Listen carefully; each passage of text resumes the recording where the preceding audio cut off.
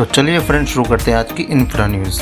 NTPC द्वारा निर्मित Vishnugarh hydro power project Uttarakhand में आई बाढ़ के कारण क्षतिग्रस्त हो गया है। उत्तराखंड में ऋषिगंगा नदी के ऊपर रैनी गांव के पास ग्लेशियर फटने से 520 मेगावाट का तपोवन विष्णुगढ़ जल विद्युत परियोजना स्थल के टूटने से लगभग 178 लोगों के लापता होने की आशंका है, जबकि बाढ़ के कारण ऋषिगंगा छोटी जल विद्युत परियोजना को प्रभावित किया है।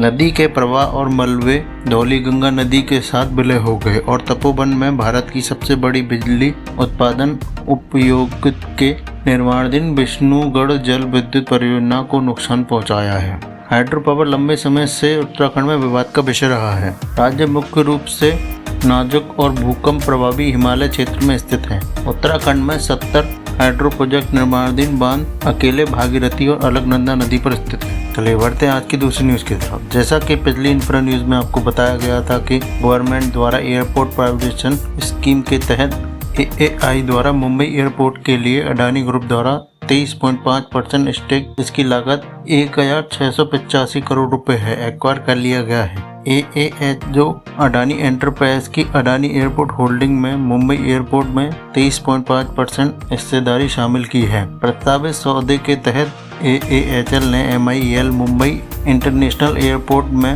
28 करोड़ 20 लाख इक्विटी शेयर खरीदे हैं, जिसका 23.5% stake 28 crore 20 lakh equity stake. अगस्त 2020 में AAHL ने यह कहा था कि MIL में एक नियंत्रित हिस्सेदारी का अधिग्रहण किया जा रहा है।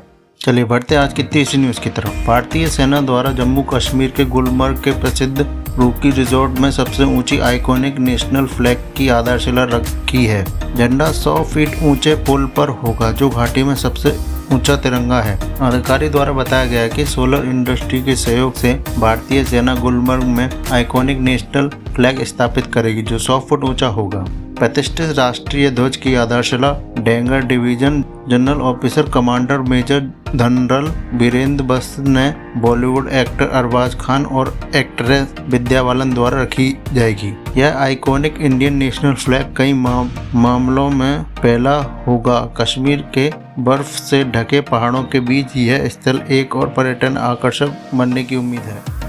चलिए बढ़ते आज की चौथी न्यूज़ की तरफ। एबरसोस capital promoter general sale mobility द्वारा बताया गया है कि वह उत्तर प्रदेश में 350 इलेक्ट्रिक बसों की तैनाती के लिए PMI इलेक्ट्रो में 400 करोड़ रुपए का निवेश कर रही है, जिसमें 49% हिस्सेदारी का अधिग्रहण भी शामिल है। ग्रीन सेल मोबिलिटी, जो कि एक इलेक्ट्रिक मोबिलिटी ई-मास प्लेटफॉर्म द्वारा बताया गया है, इसमें PMI इलेक्ट्रो मोबिलिटी सॉल्यूशन द्वारा 2 स्पेशल पर्पस व्हीकल कंपनी में स्टेक हासिल किए जाएंगे।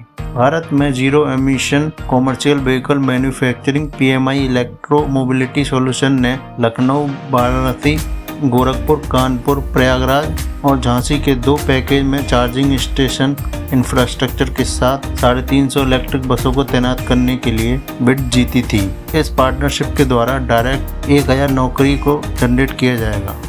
चलिए बढ़ते हैं आज की 5वीं न्यूज़ की तरफ। सड़क परिवहन और राजमार्ग मंत्रालय ने एक अधिसूचना जारी की है, जिसके अंतर्गत ड्राइविंग लाइसेंस लेने के लिए अब RTO में टेस्ट की बजाय ड्राइविंग स्कूल में सर्टिफिकेट लेना होगा, जिसके लिए कोई भी व्यक्ति पूर्ण रूप से ड्राइविंग ट्रेनिंग सरकार द्वारा रजिस्टर्ड ट्रेनिंग सेंटर में ट्रेनिंग कर सकता है। इस कदम से ट्रांसपोर्ट इंडस्ट्री के द्वारा स्पेशल ट्रेन ड्राइवर मिलेंगे, जिससे रोड एक्सीडेंट में कमी आएगी। इस नए नियम के तहत road transport ministry road accident में कमी की आशंका है। Thanks for watching. जय हिंद।